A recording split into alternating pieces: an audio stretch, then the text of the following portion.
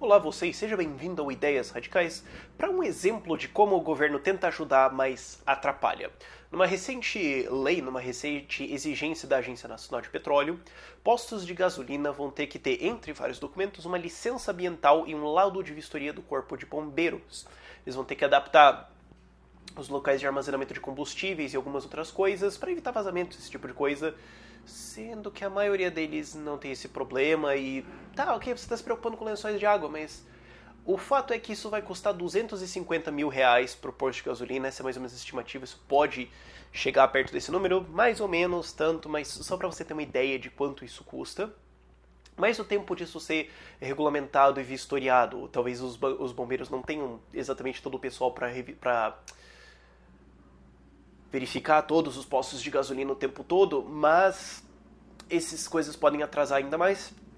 E o fato é que isso pode levar ao fechamento de 40% dos postos de gasolina, postos de combustíveis no Brasil.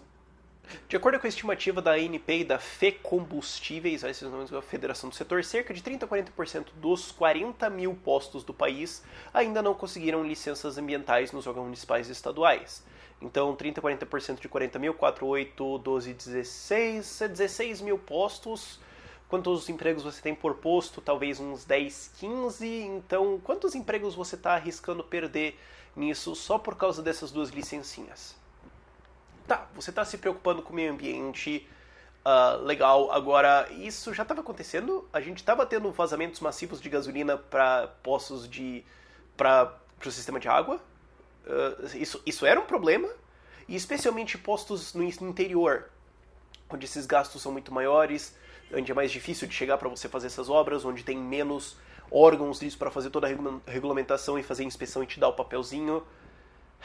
É uma lei totalmente bem intencionada, é uma lei muito... Eles querem produzir, querem ajudar, vamos ajudar o meio ambiente, vamos fazer as coisas bonitinho, mas esse é o lado que as pessoas frequentemente perdem. Quantos empregos são perdidos por causa disso? Quantos empregos podem ser perdidos? Quantos postos podem ter que fechar? Quanto que a economia pode sofrer? Quanto que as pessoas podem sofrer por uma regulamentação que é muito bem intencionada, mas é necessária mesmo? Desse jeito? Não tinha outra coisa? Não tinha outra solução? Não teria sido melhor verificar e ver onde que esse tipo de coisa está acontecendo e consertar nos postos específicos onde estava acontecendo? Claro, mas daí o governo teria que trabalhar. Então eles teriam que ir e fazer alguma coisa, o que é meio chato. É mais fácil para o governo simplesmente exigir que você tenha um papel e foda-se você para resolver como é que vai ser isso. E, bom, depois se fecharem os empregos, a gente culpa no capitalismo malvadão e claramente é a Lava Jato cortando 1% do PIB. É isso aí. É frequente que essas ações do governo que acabam prejudicando a economia sejam muito bem intencionadas, mas elas têm consequências que não são planejadas, não são visualizadas. Um exemplo bom disso é aquela lei da cadeirinha, que é o que os carros, eu não sei se foi só aqui no Paraná, mas que os carros têm que ter uma cadeirinha específica para levar crianças de cada idade. De repente você percebe que elas não são produzidas em um número nem sequer perto disso.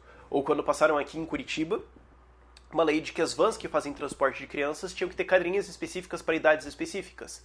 Só que daí você, que é o dono da van, tem que tirar as cadeirinhas quando você vai pegar crianças que não precisam delas e colocá-las aonde, e daí você perde espaço, e depois você tem que colocá-las de novo, sendo que crianças morrendo em acidentes de transporte de crianças para escolas não era um problema, então por que você...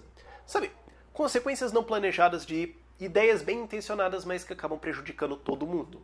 É por isso que é importante desregulamentar e desburocratizar. E essas são duas ideias muito centrais na liberdade econômica e pro liberalismo. Lembre-se delas quando você vê alguma coisa que não funciona.